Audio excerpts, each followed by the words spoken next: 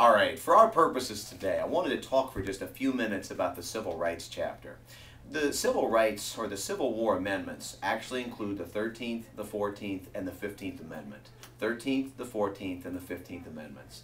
In the aftermath of the Civil War, one of the things that the federal government decided to do was that they wanted to try and rectify some of the problems from the Civil War, maybe leading up to the Civil War, but they also wanted to be able to punish the southern states to a degree as well for some of the things that their roles basically in the Civil War. The 13th Amendment bans slavery and involuntary servitude. And I'll just go ahead and read this off to you pretty much from the chapter. It says here, Amendment 13, neither slavery nor involuntary servitude, except as punishment for crime whereof the party shall have been duly convicted, shall exist within the United States or any place subject to their jurisdiction. Neither slavery nor involuntary servitude shall exist. When you read these, it's really difficult to misunderstand what they're saying. They're saying neither slavery or involuntary servitude will exist. There's no misunderstanding this in the United States or any place basically subject to our jurisdiction. Now, the 14th Amendment's a little bit different. In the 14th Amendment, they established the due process clause according to the states, due process of law with the states in mind, as opposed to the 5th Amendment where they have due process according to the federal government. For our purposes on this one, the 14th Amendment is the amendment where basically they begin to establish more federal control over the states for potential state violations. They also do things like banning former Confederate leaders from being in government positions. So the 14th Amendment was really about punishing the southern states for some of the things that they had done in and leading up to the Civil War. So if the 13th Amendment was dealing with slavery, if the 14th Amendment was really punishing the South, that takes us to the 15th Amendment, and probably maybe the most controversial amendment of the three. The 15th Amendment deals with the right to vote. It deals with the right to vote. Now, I want you to think about this. In its most basic form, and I've just written this up here as just off the top of my head, the newly freedmen shall have the right to vote. If the 15th Amendment is designed to give the newly freedmen the right to vote, this sure seems about as straightforward and as commonsensical as you can be. The newly freedmen shall have the right to vote.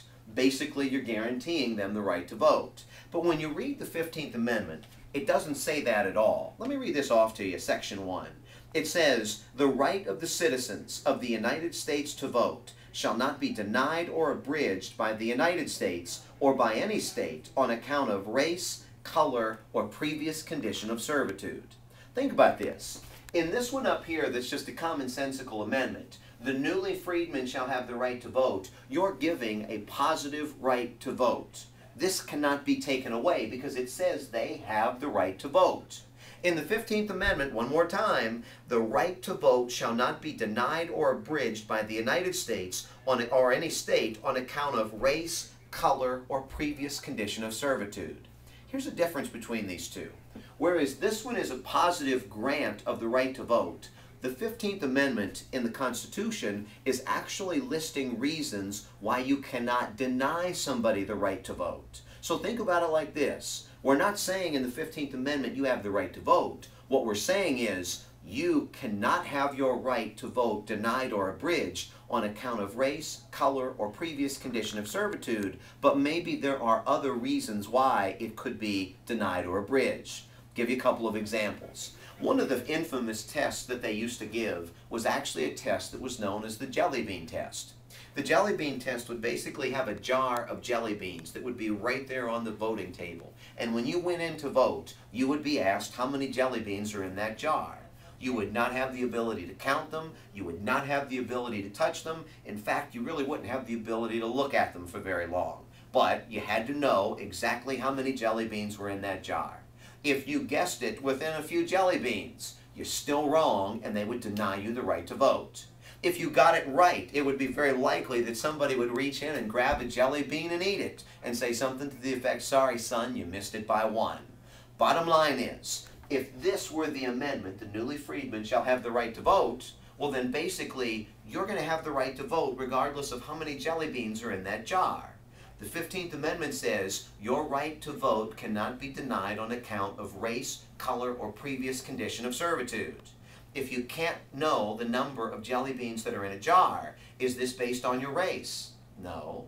Is it based on your previous condition of servitude? No. Is it based on your color? No. It's based on the fact that you didn't know how many jelly beans were in that jar. This was perfectly legal. Another one that they used to have was the soap bubble test. They would ask you, how many bubbles are in a bar of soap? How many bubbles are in a bar of soap?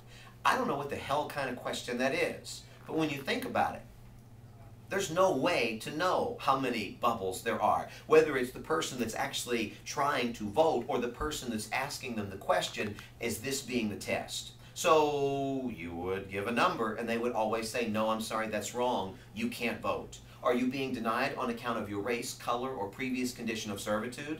No, you're being denied on account that you don't know how many bubbles are in that bar of soap. So you had the jelly bean test, for instance. You had the soap bubble test, for instance. You also had the literacy test. The idea here was that when you went to vote, you would be given a passage. You would be given a passage to read and to interpret. And the idea is that if you could interpret the passage and you could read it correctly, then you were intelligent enough to be able to vote. If you could not read that passage, then indeed you weren't intelligent and you would be denied the right. Now think about it like this. You might be given a very easy passage if they want you to vote. The cat in the hat, green eggs and ham type things, where maybe there's some rhyme, there's a lot of small words. You're going to know almost just by reading the sentence what the interpretation is. If they didn't want you to vote, maybe they would give you a law. Maybe they would give you a constitution. Maybe they would give you something in a foreign language. Now again, are you being denied the right to vote on account of your race, your color, or your previous condition of servitude? No. You're being denied the right to vote on account of your ability to not be able to read, your lack of literacy. Now in fairness, when you think about jelly beans, when you think about soap bubbles, when you think about reading passages, believe it or not, they actually denied the right to vote to not only the freedmen, the black men at this point, but they also denied the right to vote to a lot of free white men as well. So this was something that while it may have been predominantly used for the newly freedmen, the black voters, the fact is that this was also used to deny poor whites, again, people that they didn't necessarily want voting. A fourth test, and probably the final one for our purposes today, is actually going to be the poll tax. Believe it or not, there used to be a poll tax in the United States where you would have to pay in order to be able to vote. Maybe it would be $5. Today, $5 is, well, today $5, depending upon what you do, could actually be lunch, and that's a big deal in some instances. But back in the day, $5 was an awful lot of money if you want to go back about 150 years. They would set the poll tax, and in order to vote, you would have to pay. If you couldn't pay, then you couldn't vote. Again, when you consider that these were the newly freedmen, it's not like they were going to have $5 laying around to be able to go and do this, so they would be denied that right. Think about it. The newly freedmen shall have the right to vote. The poll tax would be violating this. It would be unconstitutional.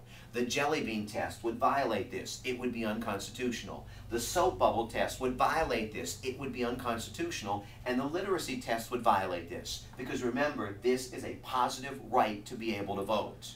The way that they wrote it, though, the right to vote shall not be denied or abridged by the United States or any state on account of race, color, or previous condition of servitude.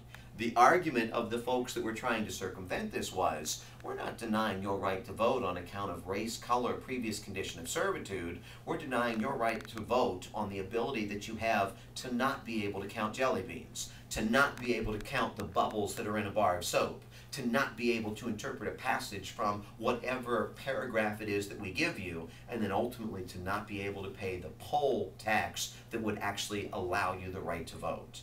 All of those things would have been illegal had they been written or had the amendment been written so that it was a positive grant of the right to vote, but the 15th Amendment wasn't written that way.